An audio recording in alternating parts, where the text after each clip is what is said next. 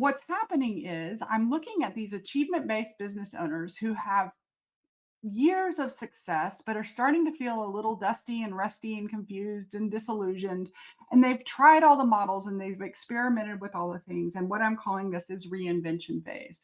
And reinvention phase, which is y'all know I've reinvented a gazillion times, but what I'm really clear on now is that the biggest part, like the first chapter now of reinvention phase is go through your closet and find what works for you, not what you should do, not what you think you should do, but this is one of the first things I do, even on these connection calls, is what works for you. I hear you comparing yourself and shitting yourself, but what do you know works?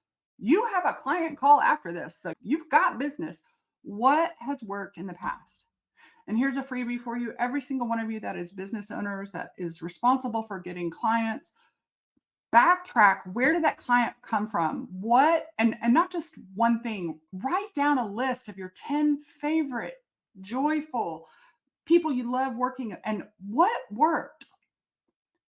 And then notice how that's different from your damn mass media standards. And listen, those of us who are engaged in our work communities, we are going to be exposing ourselves to the mass media shooting out the one to many. But remember that you are much more specific. So it is now time to build our personal recipes, and not only build your personal recipe, but we have got to do something to get it into our brain and what I call remember every single day because I forget, right? Sometimes I sit down at the desk and think, okay, here's my week. What do I want to do with my work week? And my brain goes to when I was brand new instead of going to the ways that I've made that my own and what works for me.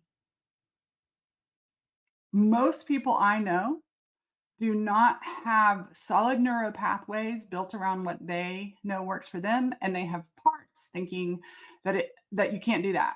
And how do I know? This week I have the evidence that what works for me, and it does not look like something you put in a PDF and send out to the masses because it doesn't look like work.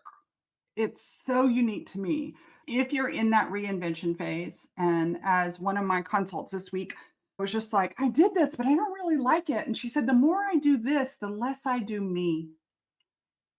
We are at the phase where do me. I got to do me. I got to be me. And maybe this is part of, I have a lot of parts that need to be loved and liked. And I don't think that's a bad thing.